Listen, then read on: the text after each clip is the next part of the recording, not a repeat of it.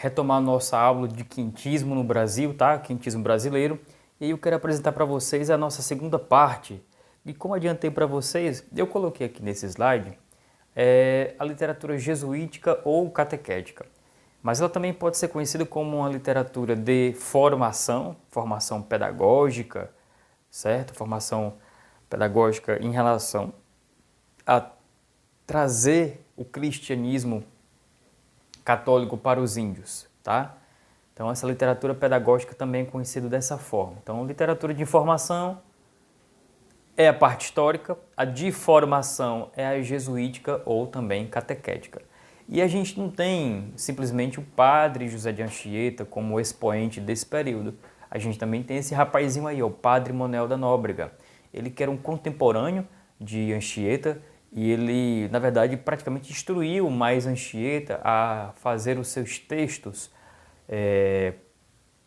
para que pudesse alcançar o ideal da Companhia de Jesus, tá? Então a ideia dele é a mesma de Anchieta, a catequização dos índios, mas ele também escrevia cartas para corrigir certos erros da colônia, dos colonizadores e de exposição de pecados que ele mesmo colocava como o que não poderia dar certo, né? As atitudes que daria tudo a perder. Então ele é bem enfático na informação dessa exposição de pecados dos quais os colonizadores colocavam aqui. Por exemplo, ele fala sobre o que o índio tinha como a descrição do gentio, né? Que tudo aquilo que não é cristão era gentio. E a tentativa de eliminar alguns hábitos ruins dos índios, esses hábitos que colocavam tudo a perder, segundo ele, né? O canibalismo, por exemplo, era um deles. Dizer que quer ser cristão e não comer carne nenhuma. E não comer carne humana. Nem ter mais de uma mulher e outras coisas. Somente que há de ir à guerra e os que cativar, vendê-los e servir-se deles. Porque estes desta terra sempre têm guerras com outros, e assim andam todos em discórdia. Olha só o que ele fala sobre o índio, né? Que precisava tirar tudo aquilo dali. E comem-se uns aos outros. Digo os contrários. É gente que nenhum conhecimento tem de Deus, nem ídolos, fazem tudo quanto lhe dizem. Então, ou seja, é uma descrição que ele fala de um padre para outro padre, né? Na sua primeira carta do Brasil ao padre Simão Rodrigues, né, provincial em Portugal. Ele fala qual seria a difícil tarefa dos portugueses, né, dos clérigos portugueses em relação à compreensão que vai demorar, não vai se mudar o costume de uma hora para outra, olha o tanto de coisa que eles fazem, e aí colocava essa exposição. Por outro lado, também criticava as ações de os próprios colonizadores aqui presentes. As cartas de admoestações, ensino através dos erros, é comum nas funções eclesiásticas cristãs. Nesta terra, olha só o que ele vai falar, nesta terra há um grande pecado, que é teriam os homens quase todos suas negras por mancebas, e outras livres que pedem aos negros por mulheres, segundo o costume da terra que é terem muitas mulheres. Então olha só, ou seja, os homens quase todas suas negras por mancebas. Não sei se aqui tem esse costume aqui no Piauí ou no Maranhão, mas é muito comum ali naquela região ali do Ceará, Rio Grande do Norte, esse termo ainda prevalecer, que fulano está mancebado com outro, que fulano tem um relacionamento de mancebo com outra pessoa, tá? Então é uma ideia que você deve imprimir nessa forma, né? Mancebo, tudo aquilo que é extraconjugal, tá? E José de Anchieta, né? O José de Anchieta, perdão, ele foi o grande crítico dos portugueses como tratavam os índios. Então ele, né, ensinava os índios a ler e a escrever, aí, né, um retrato de Cândido Portinari. Era o seu apagador, o seu giz e o seu quadro era a areia. Né? Utiliza aí uma bengala para poder escrever poema, para poder ensinar os índios a ler e a escrever. Então, traz todo um ensinamento categórico no sentido de trazer o índio à informação da religiosidade cristã. É ele que vai fundar a cidade de São Paulo praticamente, é conhecido como o Pajé Branco, ele tinha uma relação muito amistosa com os índios, né? E utiliza o teatro e o poema-oração como uma forma de catequização. Porque os índios, na Carta de Caminha, foi possível perceber que eles faziam a mesma imitação dos portugueses. Juntavam as mãos para orar, rezar. No momento da procissão, eles carregam a cruz, né, eles ajudam a carregar, e tinha centenas de índios, conforme é relatado na segunda missa. Que a primeira foi uma ação de graças, foi praticamente entre os próprios portugueses. Mas a segunda, que teve a procissão, que foi aquela forma histórica, religiosa, de dizer assim, aqui é a forma de fundamento do Brasil, o cristão católico, foi, de fato, na segunda missa. Aqui são os feitos de Mendes de Sá, porque também ele faz uma menção aos gloriosos generais combatentes contra os inimigos franceses, holandeses, que também descobriram sobre o Brasil, de como chegar até aqui e saquear nossas riquezas. Glorifica ao Senhor, que com seu braço invencível esmagou os inimigos e seus fortins ativos. Deixa eu só aqui sair de cena um pouco e vou mostrar para vocês como é que ele utiliza isso. É um pouco pausado, tá? Esse texto, ele tem 2 versos e salta uma linha. Tem 2 versos e salta uma linha. Se você prestar atenção, tem sempre um ponto após o verso anterior. E continua, né? E segue. E esse Mendes de Sá, ele foi das figuras mais enfatizadas dentro da história de Portugal. Ele era um administrador colonial fortíssimo, né? Se eu não estou enganado, ele nasce em Coimbra e era um juiz, desembargador, que praticamente ele foi um presidente do Brasil, digamos assim, né? Ele foi governador geral do Brasil, ali pelos anos ali de 1558, 1572. Então, tem que se falar bem, né? Tem que se falar bem do governador geral, certo? Pois bem, ele fala ainda o seguinte: só ele pertence derrubar sanguinários tiranos, calcar ao chão os maus, erguer ao céu os bons. Aspira aos fulgores que inundam o palácio celeste, se é que o amor da glória tem coração enleia. Bem sabes que o brilho fementido do mundo foge ligeiro e leve e se desfaz na fuga, como se esvai pelas fendas da jarra partida, o líquido e baldado é procurar enchê-la. Então o que ele faz? Traz a menção, a forma de como deveria lidar os feitos, né, desse governador geral. Poema Virgem, escrito pelo padre nas areias da praia de Peiroga, em Ubatuba. Então, é através de um poema-oração que ele vai remeter a momentos históricos, aos momentos bíblicos, de como como se fosse uma exaltação, né?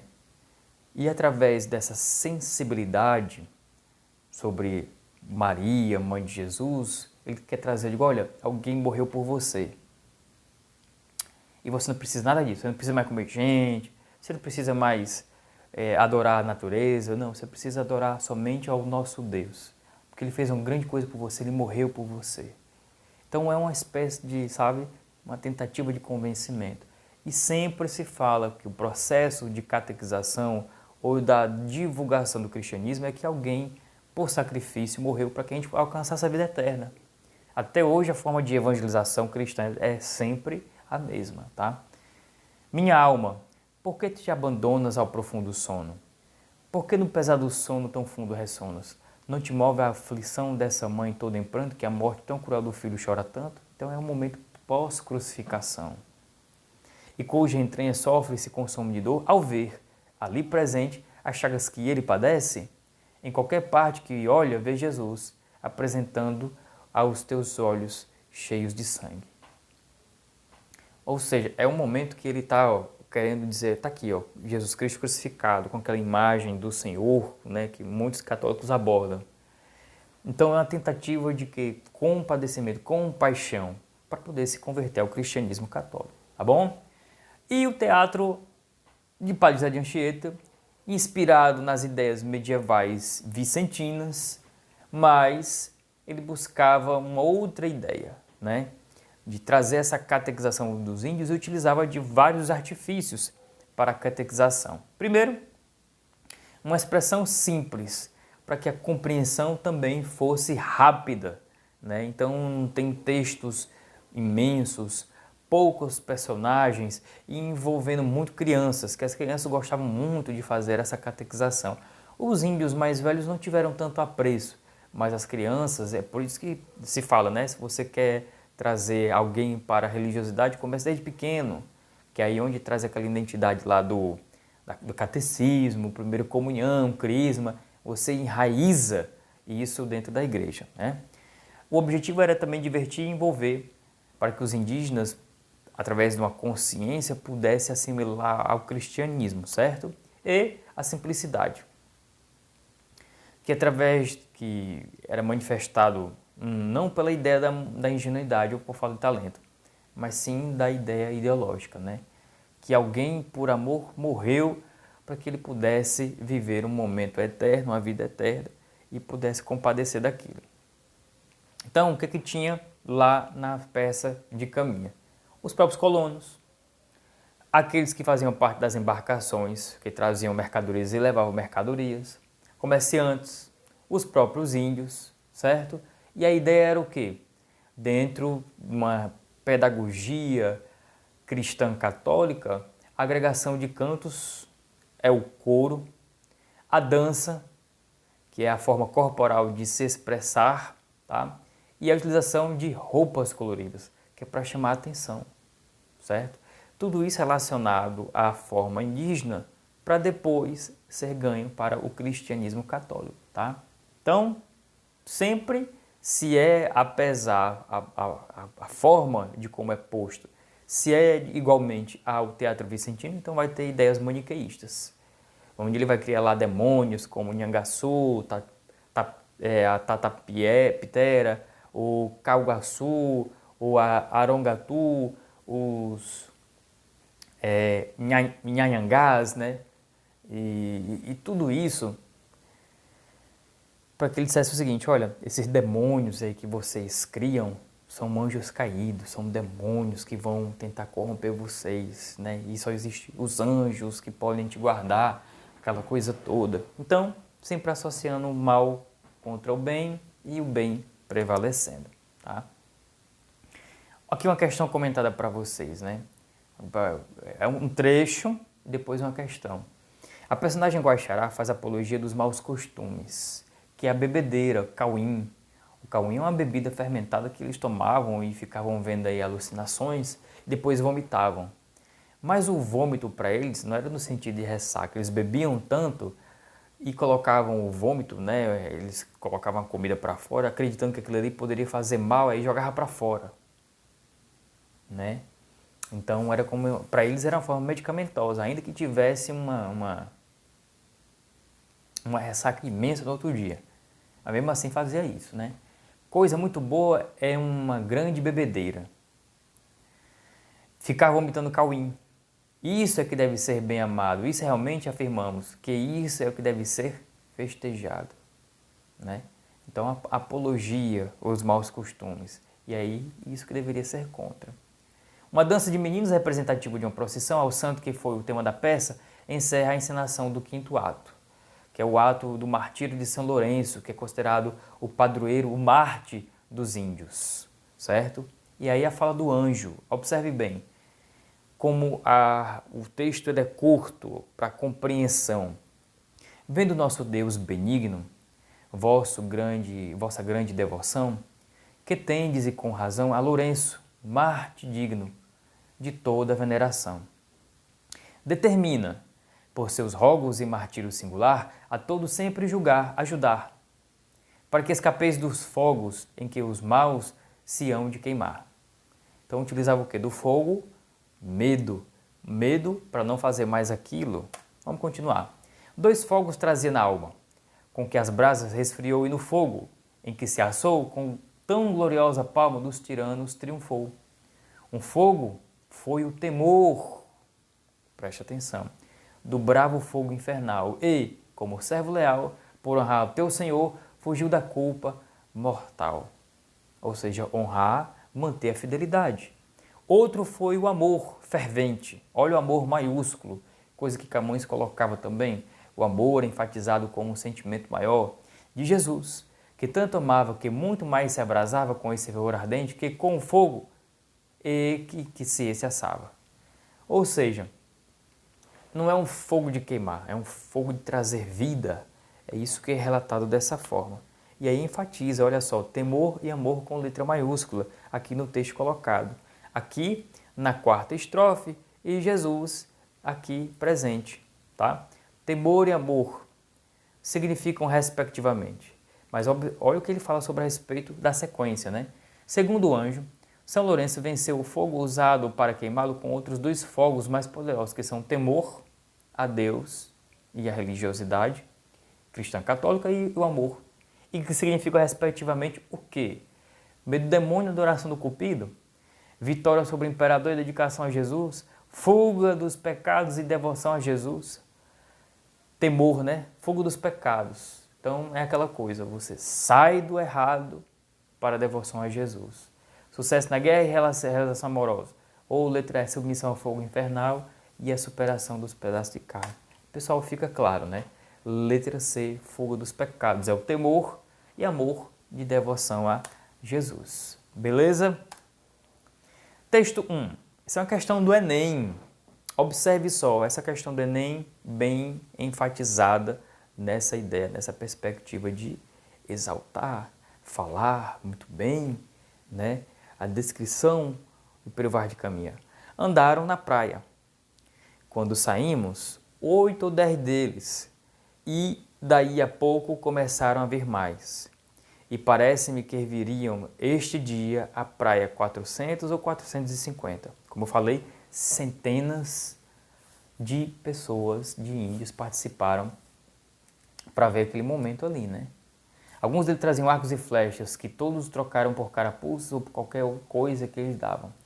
Andavam todos tão bem dispostos, tão bem feitos e galantes com sua tintura, que muito agradavam. E o próximo é esse aí. O descobrimento do Brasil, uma pintura de Portinari, muitos índios apontando para as caravelas chegando de além-mar. Então olha só o que diz. Pertencentes ao patrimônio cultural brasileiro, a Carta Pedro de Vaz de Caminha, o achamento do Brasil, e a obra de Portinari retratam a chegada dos portugueses. Da leitura dos textos, da imagem e do texto, constata-se que a letra A diz o seguinte: a Carta de Pero Vaz de Caminha representa uma das primeiras manifestações artísticas portuguesas em terras brasileiras e preocupa-se apenas com a estética literária. Bom, a ideia era descrever, né? Quando se fala da estética literária, é apenas o sentido conotativo, mas predomina a descrição. A letra A está errada. Na letra B, a tela de Portinari retrata indígenas nus, com corpos pintados, cuja grande significação é a afirmação, da arte acadêmica brasileira e a contestação de uma linguagem moderna. Bom, primeiro que ele é um pintor moderno. A arte acadêmica brasileira vai trazer um pouco mais das figuras e muito próximas à identidade neoclássica, certo? Letra C. A carta, como testemunho histórico-político, mostra o olhar do colonizador sobre a gente da terra e a pintura destaca, em primeiro plano, a inquietação dos nativos. Por isso que há tanto gente apontando a lei. Então a letra C, por enquanto, nos responde. A letra D, as duas produções, embora usem linguagens diferentes, verbal e não verbal, cumprem a mesma função função social e artística. Bom, a outra é mais informação, certo? E aí são distintas as coisas. Então, está totalmente errada a letra D. E a letra E? A pintura e a carta são manifestações de grupos étnicos diferentes, produzidas em um mesmo momento histórico, retratando a colonização. Bom, a carta de Pero Vaz de Caminha é de 1500, Portinari é de 1900. Então, a alternativa correta, letra C de casa, beleza? Tem nada a ver as outras questões. Vamos aqui a uma questão clássica, né, do Instituto Federal de São Paulo, se não estou enganado. Bom adeus ao sonho da casa própria. Essa tirinha pode ser associada corretamente. É um tipo de questão fácil, galera. Por quê? Observe bem. Eu tenho aqui letra A e letra B, é o quinhentismo. E a tirinha fala sobre um momento de índios aqui, certo? Então eu não posso dizer que a letra C que fala dos Lusíadas, eu não posso falar que a letra D que é os Lusíadas, nem posso falar que a letra E que fala sobre o Barroco. Então, letra A diz o seguinte: ao quentismo no Brasil, pois as cartas escritas pelos jesuítas descreviam o trabalho dos missionários na preservação das crenças e das culturas nativas. Na letra B, ao quentismo no Brasil, pois a literatura desse período tinha como um de seus objetivos informar Portugal sobre as novas terras e incentivar a vida de colonos. Bom, aqui a gente tem mais associação à exploração histórica do que à informação jesuítica catequética, certo? Então, a alternativa correta, letra B de bola. Beleza, pessoal? É isso aí.